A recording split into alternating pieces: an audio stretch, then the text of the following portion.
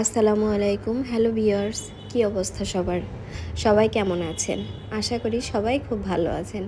আলহামদুলিল্লাহ আমরাও ভালো আছি। গত ভিডিওতে দেখিয়েছিলাম যে কিমাটা তৈরি করেছিলাম। আমি ওই ভিডিওতে বলেছি যে এই কিমা দিয়ে কি তৈরি করব সেটা আপনাদের উপর ছেড়ে দিলাম, আপনারা বললে সেটাই তৈরি করব। বাট আপনারা কমেন্টে এরকম কিছুই বলেননি। তো যাই হোক, এই কিমাগুলো দিয়ে চিকেন পেটিসের মতো করে বানানো হয়েছে। আমার ননদ আবার খুব ভালো হোমমেড খাবার তৈরি করতে পারে, তো আজকে ওই বানালো আর অনেক সুন্দর করে প্রসেস করে বানিয়েছে। সবটাই আপনাদের মাঝে শেয়ার করলাম।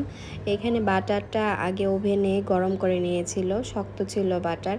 তো বাটার দিয়ে ও সুন্দর করে এগুলো ব্রাশ করে নিচ্ছে। বড় একটা রুটি বানিয়ে নিয়েছিল প্রথমে, তো সেই রুটির উপরে ব্রাশ করে নিল। আর এই রুটিটা হচ্ছে ময়দা দিয়ে করা। ময়দার ডোটা আগে ভিজিয়ে রেখে দিয়েছিলাম অনেকক্ষণ ধরে, তারপরে এখন বানাচ্ছি। আর রুটিটা অনেক বড় করে বানিয়েছি যাতে একসাথে অনেকগুলো চিকেন পেটিস হয়। তো এভাবে লম্বা করে তারপরে পুরটা ভিতরে দিয়ে কেটে নিয়েছিলাম। আর ওভেনে দিব বলে প্রথমে বাটার দিয়ে একটু ব্রাশ করে নিয়ে তারপরে আটা কিছুটা ছিটিয়ে দিলাম। আর এরপরে সুন্দর করে সব পেটিসগুলো সাজিয়ে সাজিয়ে দেওয়া হয়েছে। আর আমরা তো এই সময় সবাই অপেক্ষায় ছিলাম যে পেটিসগুলো কখন হবে আর কখন আমরা খাবো। মানে তৈরি করার সময় একটা যে স্মেল বের হচ্ছিল সেটার ঘ্রাণেই আমাদের সবার খিদা লেগে গিয়েছিল। এজন্য মানে খুব তাড়াহুড়ো করে বানাচ্ছিলাম যে খাবো সবাই মিলে একসাথে। তো এবার আর একটা রুটি এইভাবে বড় করে বানিয়ে নিল। ও আবার এরকম দুই হাতে বড় করে নিচ্ছিল রুটিটা।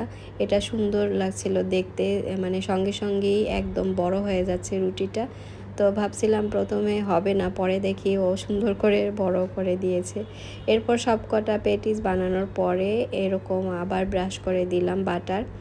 তো বাটার ব্রাশ করার পরে একটা অন্যরকম স্মেল বের হচ্ছিল। এই পাশে আবার দুটো গোল করে বানিয়ে দিয়েছে, এটা আবার অন্যরকম হবে। যদি এর ভিতরে পুর দেয়া রয়েছে, তারপরে গোল করে শেপ করে দিছে। আর এখন বাটারটা খুব ভালো করে চারিদিকে লাগিয়ে নিচ্ছি যাতে পুরো পেটিসটা হওয়ার পরে একটা সুন্দর ঘ্রাণ আসে বাটারে। তো কিছু সময় পরে ওভেন থেকে বের করে দেখলাম যে পেটিসটা হয়েছে কিনা। দেখলাম একটু কালার আসছে, তো আবার আমরা দিয়ে দিলাম আরও কিছুক্ষণের জন্য। তারপরে ফাইনালি একদম এই যে হয়ে গেল পেটিস। তো টেবিলে নিয়ে আসলাম আমরা, এখন সবাই মিলেই খাবো। অনেক সুন্দর হয়েছে দেখতে আর ঘ্রাণটাও সুন্দর আসতেছে। আপনাদের কাছে কেমন লেগেছে সেটা অবশ্যই বলবেন। যদি ভালো লাগে তাহলে শেয়ার করে দিবেন ভিডিওটা। নেক্সটে আবারও আপনাদের সাথে সুন্দর একটা ভিডিও নিয়ে কথা হবে। ততক্ষণ ভালো থাকেন, সুস্থ থাকেন সবাই। আল্লাহ হাফেজ।